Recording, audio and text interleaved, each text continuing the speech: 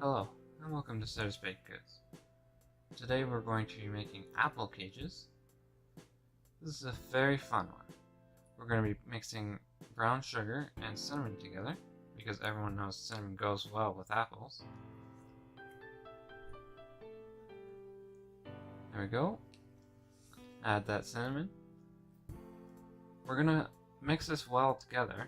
Make sure you get rid of all those clumps. A great way to get rid of those clumps is to put a piece of bread into your bag of brown sugar. That way it doesn't stick into those hard balls.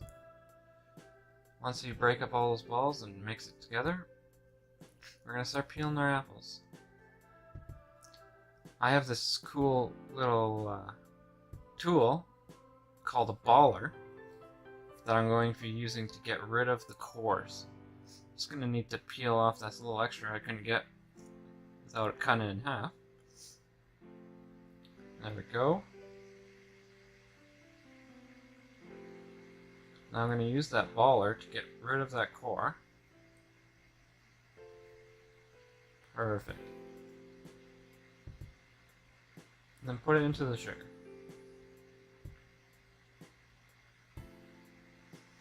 And then just do the other side.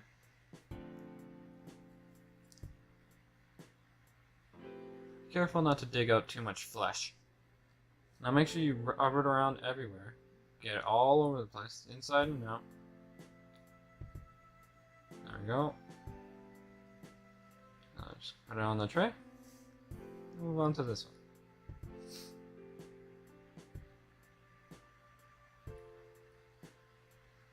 Now let's get all these done. Make sure you peel them all. If you're going to peel them and then not put them in the sugar right away, I recommend having a bowl of water with a little bit of lemon juice. That will keep them from browning. But if you're going to be quick, it doesn't matter too much. So that I have them all peeled and cored, I'm going to rub them all into the brown sugar. There we go. I'm just going to put them closer together so I can fit them all on one tray.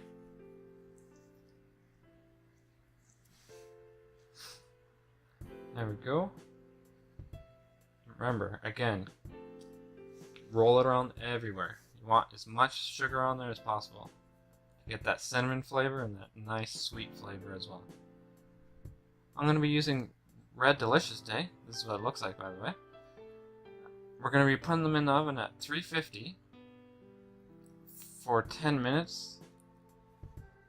This turns out to not be enough, and I'm going to be adding another 10 minutes to see how soft it gets by then. And even that 10 minutes turned out to not be enough, and I put it in for another 25 minutes.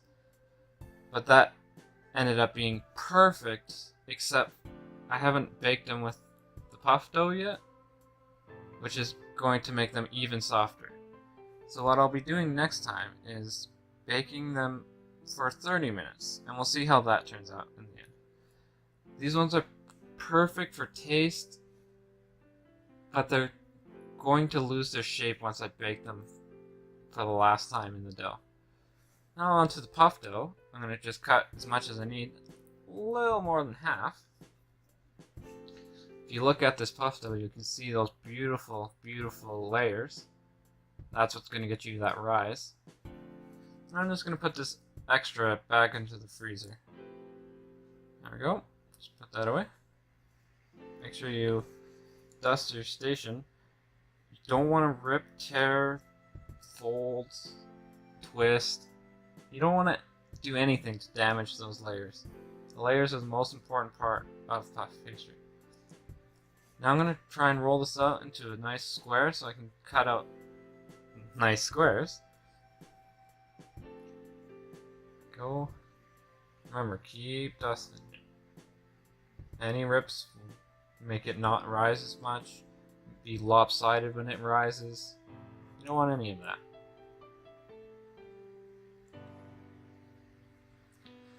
Make sure you square it off. Just makes it easier when you start to cut.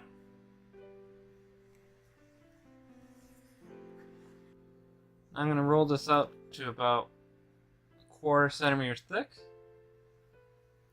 And then I'm going to cut out 24 pieces. 12 for the bottoms and 12 for the tops.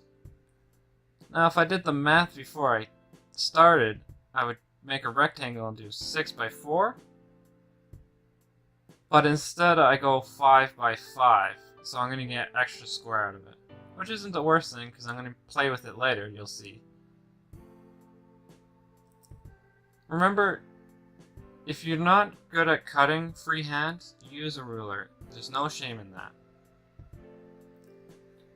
Let's get those nice 5 cuts.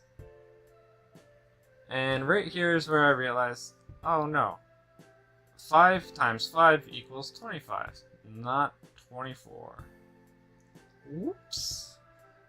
So, there's nothing I can really do but do the 25. So, I go right ahead, start cutting, get those 25 pieces. Remember, if you mess up, it's not the end of the world. Now I get an extra square to play with. I'll probably make a pinwheel. Now I'm going to put them all on this tray and put them into the fridge. I don't want that butter to melt. That's, again, the most important part are these layers, and if that butter melts, it could damage the layers. For this, I tried to do egg, cream, and cinnamon for the egg wash. I didn't like this too much. It became too watery, in my opinion. So I'm going to change back to 2 eggs and some cinnamon. I kind of want to get that French toast flavor and that nice shine with a bit of cinnamon sprinkled all over the place. There we go. Again, use weights. Gives you the same product each time. A lot better. This is what it looks like if you want to use the cream and egg. If you ever want to have the old recipe, just comment below and I'll comment back the recipe that you want. I'm just going to roll these out just a bit bigger so that the half apples can fit nicely onto them. There we go. Just slip them onto the tray. I'm going to just do this for all 12. Now you want to have a bit more than what I have. I should have made these squares bigger. So I should have ended up using 3/4 of that puff dough at the very beginning instead of just a bit more than half. And I'll change that in my recipe. There we go.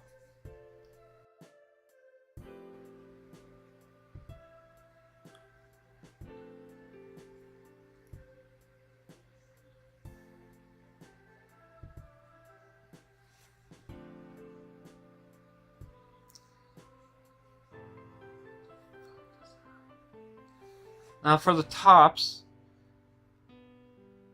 I like to fold it in half and then cut 3 big ones and 2 little cuts. What that ends up doing is getting 3 big holes and 4 little holes. You'll see what I mean in a second. This is the design I like to do, but please play around. Have fun with this. You don't have to copy everything I do.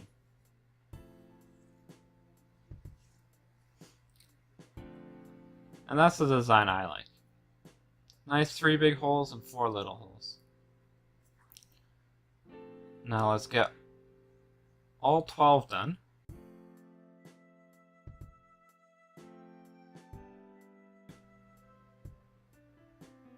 Go, cut. Make sure your knife's super sharp. Again, dragging your knife through this instead of nice slices will damage those layers and not puff up as much as you'd like.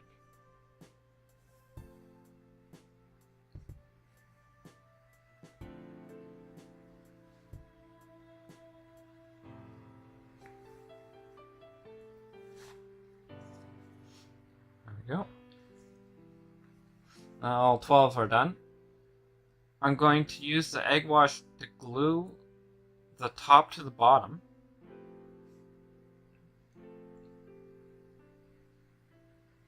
Just like so. Again, you probably want more dough on the outside so that it doesn't break open. That's why I'll be changing the recipe to use more puff dough. But remember, the top is big and you can stretch it over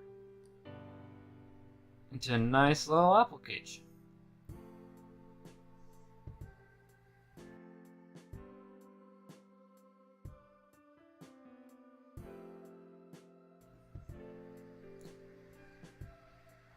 There you go, little baby cage.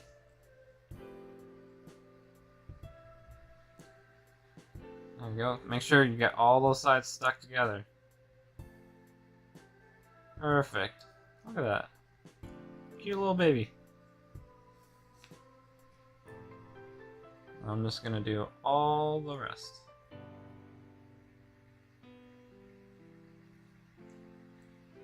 If any of your holes aren't cut fully through, you can take your knife right after this stage, and because you're stretching the dough, you'll slice through the dough a lot easier and can make those holes look a lot nicer. After I've covered them all, I'm going to egg wash all of them to get that beautiful shine and to get that cinnamon look. Again, I'll be taking the cream out and replacing it with egg because I think it gives better shine and tastes better too. So with that extra piece, I'm going to make a pinwheel. On all four corners, cut diagonally in, and then you're just going to fold in one side of each fan into the middle, into the middle, into the middle.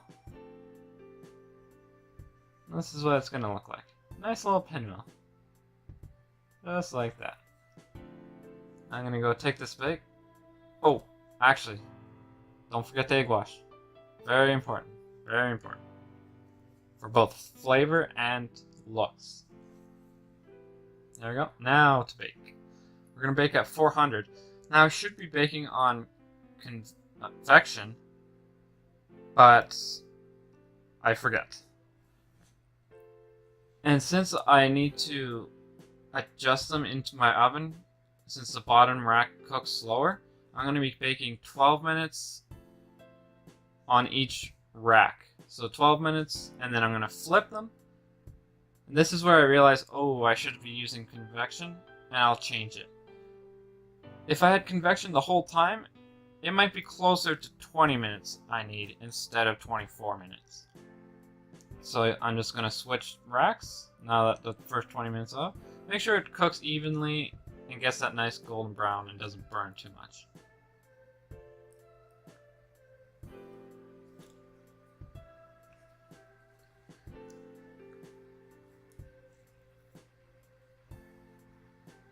Look at these babies.